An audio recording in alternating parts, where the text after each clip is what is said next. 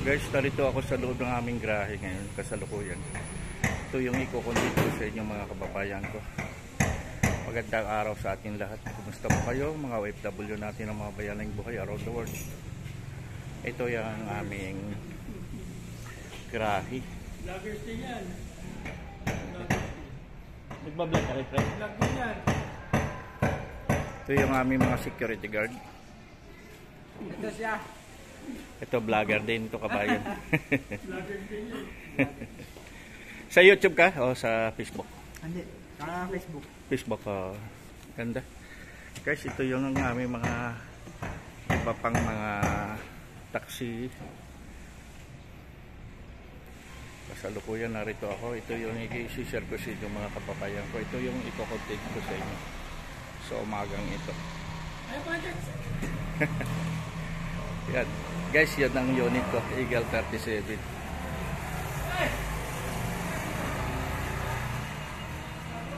Eagle 37. Hindi pa ako makalabas ngayon ng taxi, gawa nga ng hinihintay ko yung approval ng sick leave ko. Kung ilang araw, ilang linggo, ilang buwan. Kasi sabi nga ng opisina, bayad naman ako habang naghihintay dito sa aking pag mamaniho. Kasi kung hindi nyo matanong mga kababayan ko, nagkakaroon ako ng sakit. Kaya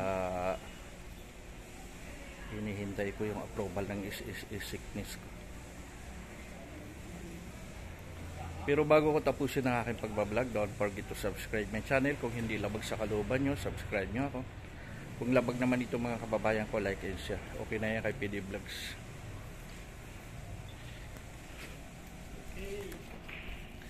Kabayan yan. Nakita nyo yan ang pangalan yan. RE Transport INC. Yan. Malaking company ito mga kababayan ko. Kumbaga nung wala pang pandemic, napakarami namin mga driver. Eh nung inabutan kami ng pandemic, nagkanya-kanya na ng trabaho yung ibang mga kapwa ko mga taxi driver. Kaya yung mga masisipag at nanatili ng kagaya ko dito ngayon, mamaniho pa rin sa pagtataksi. At member din naman tayo sa Grab.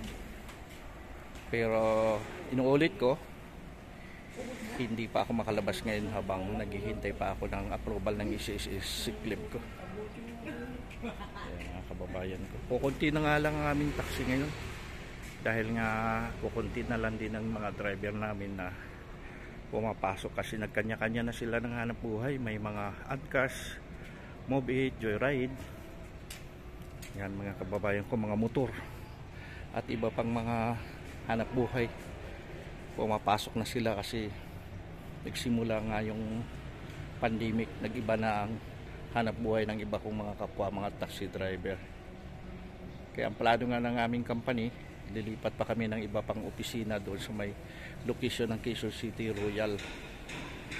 Kaya inihintay pa namin ang paglipat doon ng kapwa namin mga taxi driver.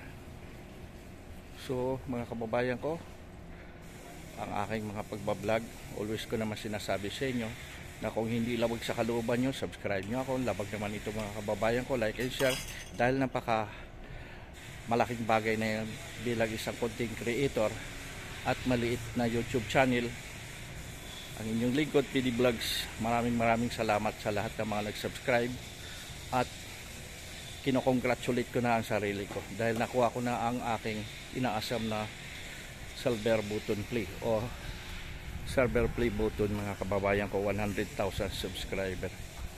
Kung makalabas na tayo ng taxi, maliban sa hindi na natin pabayarin ang mga may sakit na isasakay natin, mayroon pa po kayong kahit ba 5 kilong bigas na atin isi-share handog sa mga kababayan natin na mga pasahirong may mga karamdaman, may sakit. Bibigay natin sa kanila para makakatulong tayo sa ating mga kapwa, mga mamamayan, dahil walang tutulog sa kapwa nating Pilipino kundi tayo lamang mga kababayan ko. Kasabihan nga yan ni Erap Estrada na ang pagtulong sa kapwa Pilipino, hindi man malaki o hindi man maliit ang mahalaga, galing sa puso ang ating mga paghandog tulong sa kapwa nating mga mamamayan. Dahil napaka-importante ng magtutulungan. Dahil hindi natin iaasa sa ibang bansa o ibang mga mamamayan ang paghandog tulong sa kapwa nating Pilipino. Maraming salamat. Hanggang dito na lang. Lord Jesus Christ, I love you. Bye-bye.